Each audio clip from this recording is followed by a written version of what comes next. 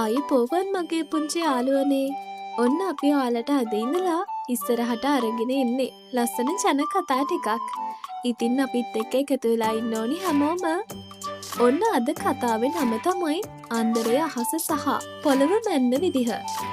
ඔන්න ඉස්සර ඈත රජ කාලේ අපේ රටේ රජතුමාට අසල්වැසි රටක රජ කෙනෙක්ගෙන් පුදුම විදිහේ ලිපියක් ලැබුණා. ඒක ලියලා තිබුණේ එක අභියෝගයක්. ඒ රජතුමා අහලා තිබුණේ ඔබේ රටේ ඉන්න දක්ෂයෙක් ලවා අහසේ උසයි පොළවේ පළලයි හරියටම මැනලා එවන්න. බැරි වුණොත් ඔබේ රට පරාදයි. රජතුමා මේක දැකලා ගොඩක් බය වුණා. මොකද අහස මනින්න ඉනිමගක් තියන්නද? පොළව මනින්න රිබන් බටියක් අල්ලන්නද? රජවාසලේ හිටපු ලොකු පඬිවරු හැමෝම අනේ රජතුමනි ඕක කවදාවත් කරන්න බැරි වැඩක්. එහෙම කියලා හැමෝම ඒ වැඩේ අතහැරියා. අන්තිමේදී රජතුමා අන්දරේට කතා කළා.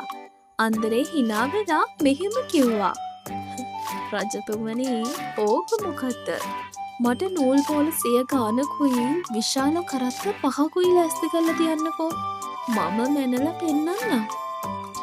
ඔන්න ඊළඟ දවසේ උදෙන්ම අන්දරේ රජතුමාගෙන් ලැබිච්ච නූල් පොළ දහස් ගණනක් එකට ගැට ගැහුවා. ඊට පස්සේ නූල් හැම තැනම හඩලවමින් විශාල ගැට ගහමින් කරත්තවල පටව ගත්තා.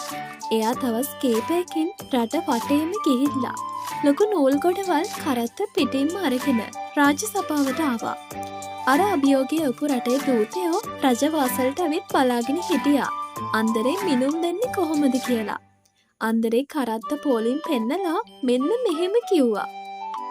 මෙන්න මේ පළවෙනි කරත්ත තුනේ තියෙන්නේ අහස මැනපු නූල්.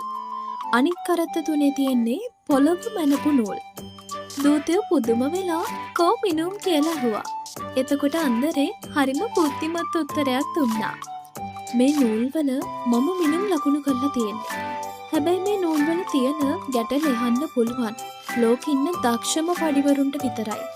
ඒ නිසා ඔයාලගේ රටේ ඉන්න පඩිවරුන්ට කියන්න මේ ගැට ටික එකක්වත් කඩන්නේ නැතුව ලිහලා නූල දිගෑරලා මිනුම් ගාන ගණන් කරන්න කියලා. අර දූතයෝ ටික නූල් කොට දිහා බැලුවා. ඒකේ තිබුණේ ලෙහන්න බැරි තරම් පැටළුන නූල් සහ දහස් ගණනක් ගැට. ඒවා කඩන්නේ නැතුව ලෙහෙන එක කවදාවත් කරන්න බැරි වැඩක් කියලා ඒ අයට තේරුණා. අන්තිමේදී අසල්වැසි රජතුමාට තේරුණා ලංකාවේ ඉන්නේ තමන්ට වඩා බුද්ධිමත් කෙනෙක් කියලා. අන්දරේගේ උපක්‍රමය නිසා රජතුමාගේ ගෞරවයත් රටත් බේරුණා. ඔන්න ඔහොම තමයි අන්දරේ අහස සහ පොළව මැන්නේ.